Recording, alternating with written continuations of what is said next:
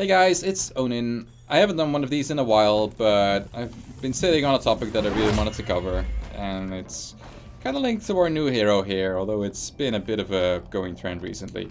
So we've got this new hero called Pestilence. He is heavily inspired by the Blood Priest from Bloodline Champions, that he even has some spells that are just straight up copies. But I want to talk about Blood Priest first. So for the people that haven't played Bloodline Champions, the Blood Priest was also a healer. In Bloodline Champions, healers could always spam their heals, their M2s specifically, with really no restrictions whatsoever. But Blood Priest was a bit of an interesting healer in that respect, because every single time he would heal someone, he would take damage himself. So he had a really powerful heal, but every time he used it, he'd start taking up damage. And I put a really interesting twist on the concept of triage. So, as any proper healer player knows, triage is the concept of, prioritizing your heals, of knowing who needs the healing right now and who can wait a little bit longer, who can survive for a little bit while you top off the guy that really desperately needs it. And so every time Blood Priest is standing in the back, tunnel healing one of his allies, he starts taking so much damage that eventually he becomes a very juicy target to switch on. So normally you would have to just spam heals on someone and then occasionally self-heal yourself. Every 2 or 3 heals you would have to top yourself off, or after a round of spam healing an ally, the moment he's safe you have to stand still and heal yourself up, otherwise you become really weak to being gone on. And that was just his primary innately designed weakness. And it made him a really interesting hero with a very high skill cap for that alone. Not even to mention all of his other skills that are pretty interesting to use. So now we've got Pestilence, and sure, he does self-damage when he heals people. 15 of it on a 4-second cooldown. You click one button and it's gone.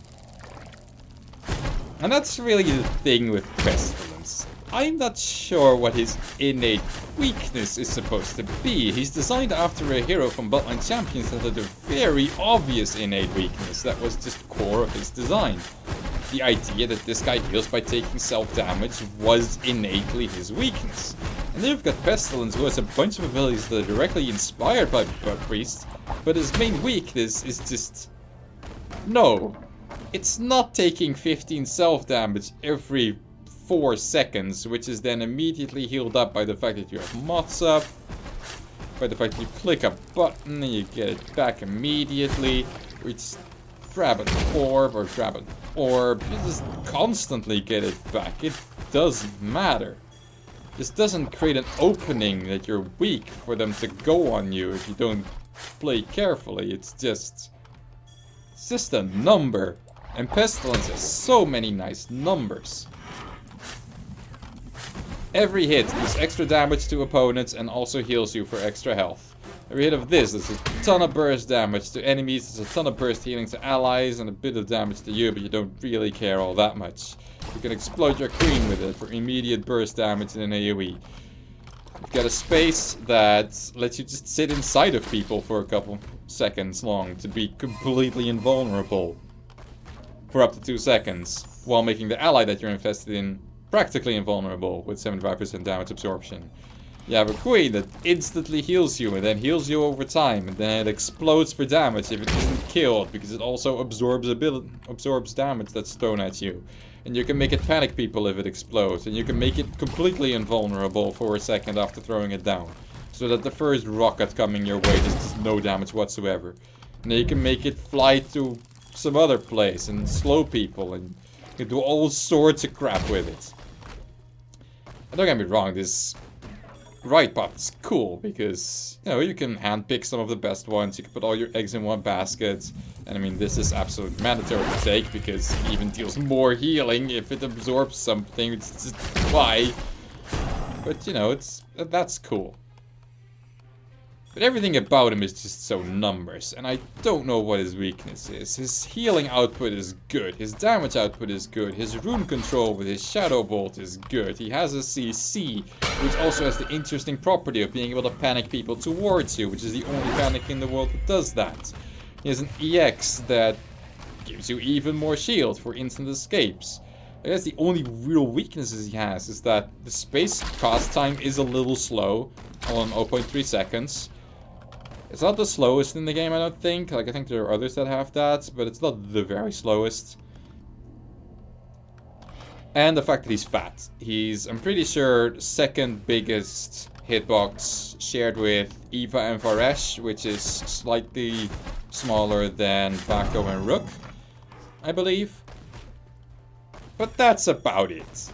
He's fat, and he has not the fastest space cast time, even though he has one instant cast escape on EX, one instant cast get people off UEX, and then not entirely instant cast complete invulnerability that can last up to 2 seconds space.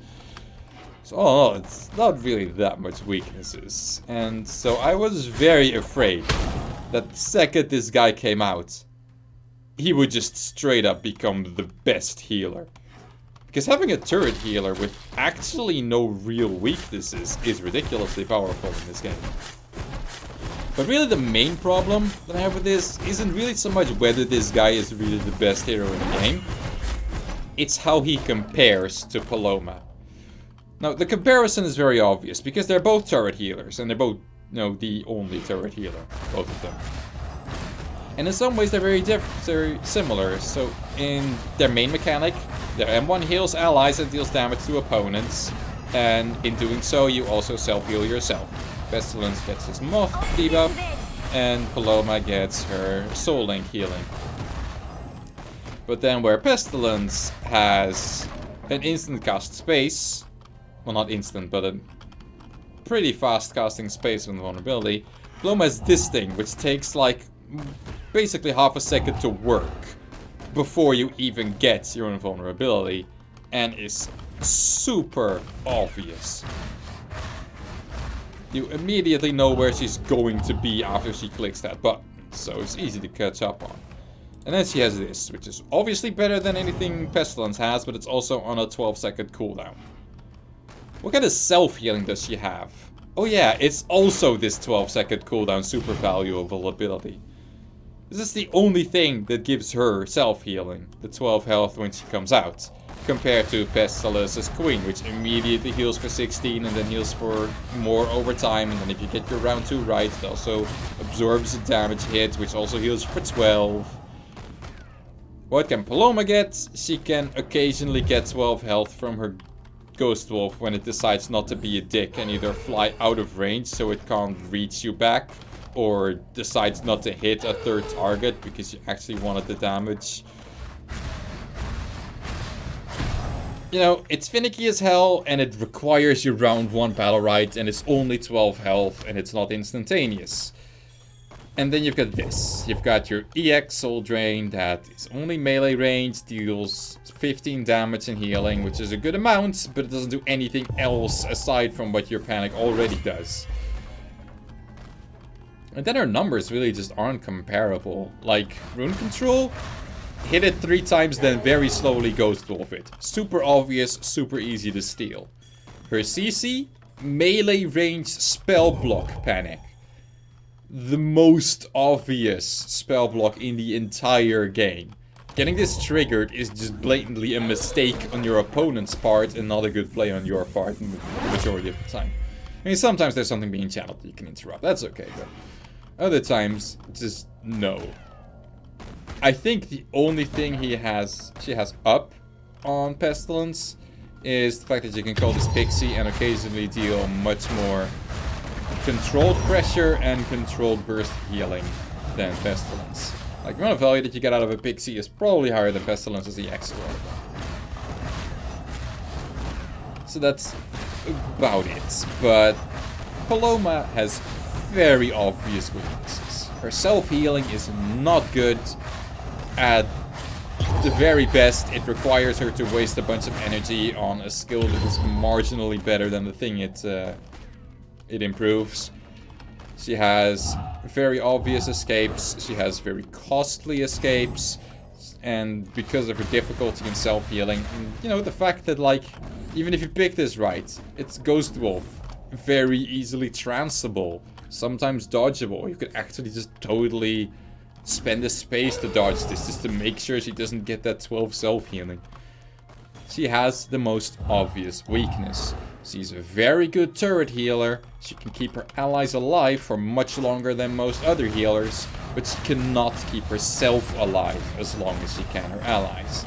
So you just focus her down and eventually she will crumble under the fact that she cannot out-heal your pressure on herself. And that doesn't make Paloma super weak. I mean, she's kinda weak right now compared to most other healers, but she had a moment where she was the best healer in the game, because in threes, people can make up for that weakness. People can guard her, people can give her their own defensive abilities, which they won't need because Paloma's healing is so good. One of the most popular combos was Paloma and Varesh, because Varesh stands there in the middle of the map, very easy to heal, doesn't take that much damage, because he has weaken on people, he silences people, he can use a trance to get something big out of the way, and in return he has a shield that he can put on Paloma when she needs it for a little bit of extra defense. And she always has someone to hide behind, someone to turret heal, to self heal up with a soul hink. That was a synergy that really worked. And that's really the thing that's been happening recently. Paloma is greatly balanced. Well, okay, not greatly, but she's balanced well for threes. Pestilence seems to be balanced for twos, because he just does everything himself. And when you do everything yourself, it doesn't really matter that you only have one other champion to finish off your roster, because you can just kind of pick anything. Like, there are obviously some things that work better than others, like Pestilence will probably want some kind of additional defense from his allies, just in case. Like, playing him with a tank is probably best because you get more spam healing out of him. But he totally has the ability to work with anything in twos, because his setup, his skill set is self-sufficient. And that's been just the thing with all of the recent champions. The most obvious example of this is Rukan. Again, I have no idea what Rukan's actual weaknesses are. So, at range, he has a grip, which puts people straight into your preferable range, straight into your priority, straight towards your team, just pulls them out of position. It also heals him. He has a Shadow Bolt at range, which deals a ton of damage, is fast, is a big hitbox. It's really just kinda hard to miss. So, at range, this guy is good. In melee, he has an 18 damage burst charged weapon, which heals him for a ton of health, then makes his M1s heal him for more health, and in general, he just constantly is healing shit up. If that wasn't enough, aside from all of his self-healing, he has an instant cast invulnerable frames space, an instant cast invulnerable frames E, and also an instant cast practically invulnerable, because there aren't enough abilities in the game yet that deal high damage in an AoE, shield. Like, I think the only thing that you can really punish the Consume with is Asuka's Flame Strike, and if you have to land that on a Consume while he's still moving at max speed, and like the only thing he has to watch out for is Firestorm, that's not very hard. So for the longest time now, Rukan has been obviously the best hero in twos, and the reason isn't really that any of his abilities are overpowered. Like, sure, Shadow Bolt is kind of bullshit, but if Shadow Bolt was just the bullshit thing, then it wasn't really that big of an issue. The issue is that he is completely self-sufficient. He is good at range. He is good in melee. He has 1, 2, 3 methods of instantaneously dodging your pressure, 2 of which allow him to disengage, 2 of which allow him to re-engage. He self-heals a bunch. He has some amount of control. No hard CC, luckily, but he has the silence on M1 that everyone takes. He has the root on his claw, which almost everyone takes. And really, the only bad thing you can say is, oh, if I press my ultimate, I can get CC'd, and I can't do anything about that. If that's really your biggest weakness, what the hell is going on? And then we've got Jumong, who recently got changed to kind of highlight the weakness he's supposed to have, but he kind of has the same symptoms. You've got instant cast, not invulnerable anymore, but it is if you use the EX. Invulnerable, invulnerable. 3 of them. He has a really good CC and a really good area denial. And also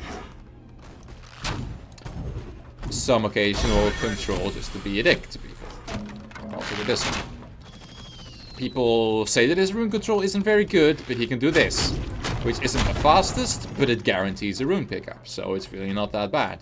And into this, people play him with Older, who just Chrono Fluxes on top of the orb anyway. So that covers the only slight weakness that he had.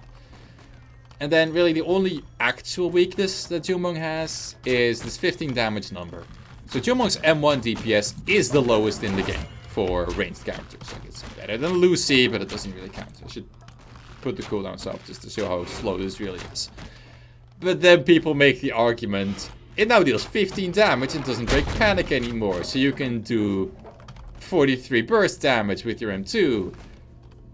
Please take back the nerf because it buffed him, which, while I'm not convinced, it's kind of hilarious. And it just shows that even the thing that you can call a weakness can't really be called a weakness on a hero that is designed to be so self-sufficient.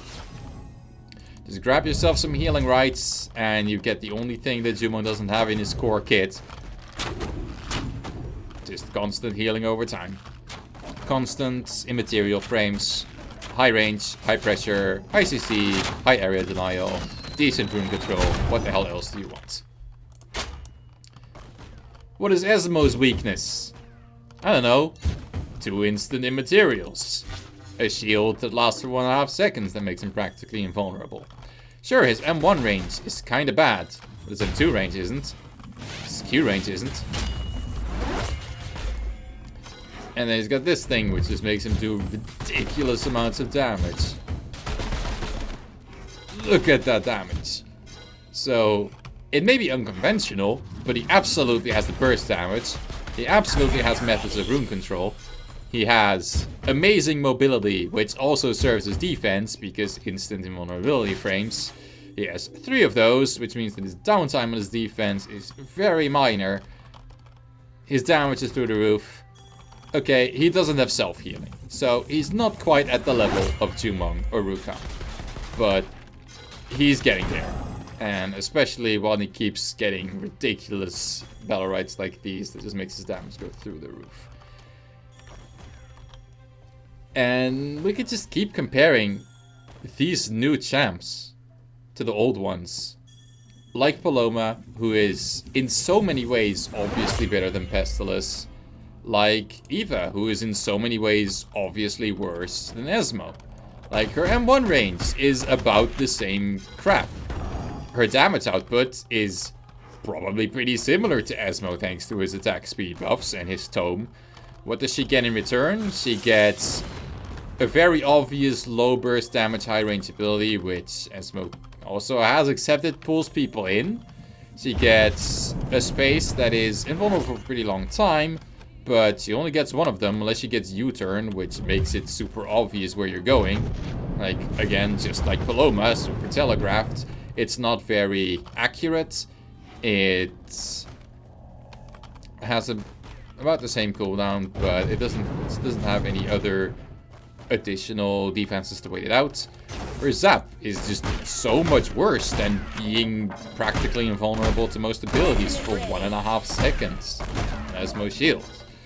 And what does she get in return? She gets interesting but weird ways of control. She gets Spell Block that stuns, which is pretty strong when it lands, but does absolutely nothing when it doesn't. So, high risk, high reward, you could say. You get Distractor Beam, which is cool, but just weird. And then you get Zap, which is a defensive dispel, primarily, and addition to that, a shield, which is okay. And that kind of works in 3s, but it kind of doesn't in 2s, because everything she does, like, Esmo does better, or Rukan does better. Rukan is better, Jumong, I mean, does better. Jumong has better control, and Esmo has better pressure and burst potential than Eva. Her weaknesses are too obvious in 2s. If you want to play her with a healer, then you can very easily figure out all of her control. You can avoid that spell block because it's obvious that it's coming, because she's the only DPS that you have to focus on. If you use as a space, you immediately know where she's at. And you either know exactly where she's going with the U-turn, or you know that she's really easy to jump on and punish for it. Your zap is less likely to be useful, because as the DPS, you are usually the primary target for a CC. You can only help your healer with it, which isn't really gonna happen that often. So are you gonna play her in double DPS? No, you're not, because in double DPS you play Croak, because Deceit is OP, and you play him with Jade, because Snipe is the highest burst damage, or you're playing with Ashka, because you can follow up with Flame Strike into Firestorm. And that's just kind of how 2s goes. So there's two things to take away from that, from all of this. One, if we want to start designing this game for 3s instead of 2s, which we absolutely should, because 3s is far more interesting than 2s. We need to start designing heroes with weaknesses, with obvious weaknesses. With weaknesses that scream, use something else to make this better. Like, Croak always used to have the weakness of not having really good burst damage himself, especially in Blood and Champions that was the case. So you'd pick a comp that would amplify his burst damage from his setup. He'd be the setup character that enabled another character. And like in Battle Rite, that has worked in both 2s and 3s, which is pretty cool. That's like, if you can get there, then that would be perfect. Like, Croak Ashka is really good in 2s, Croak Ashka Lucy or Croak Ashka Pearl is really good in 3s. Same thing with Croak and Jade. Croak Jade Lucy seems to be like the best comp in the game right now, or Tel Roskmith just seems to be the best team in the game right now. But someone like Pestilence, like, he doesn't really have anything interesting that you can think, how can I make him work in 3s? What do I need to make him work in 3s? How do you make Jumong work in 3s? How do you make Rukan work in 3s? The answer is kind of just, it doesn't matter. You just pick something that's good. Because they are self-sufficient. They just do what they need to do from their own kit. And there's not that much you can add to it. And there's nothing that needs to be added to him to make a comp work. And that's really just a shame, because it really takes away the interesting creative aspect of building compositions.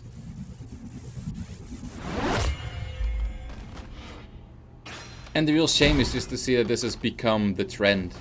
Every single of the recent Battle Rites that have come out, or one of the recent champions, Jumong, Rukan, Pestilence, Esmo to a bit of a less extent, but still, they are so well rounded, making them so easy to play in 2s, and really just easy to play in general, but especially in 2s, they just fit so easily into any comp. Like, you solo queue with these guys and barely even matters who you get paired with, it'll probably work.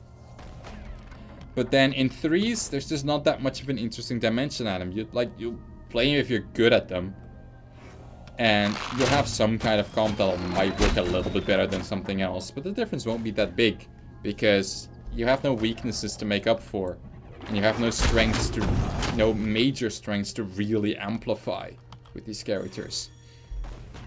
Well, you can't turn the fact that Rukan has good self-healing into a potent 3s comp with cool synergies in there. That doesn't really work. You just kind of play him with something like Ashka or Jade, because you have ranged pressure and self-sufficient characters and it's hard to kill them. And that's not interesting.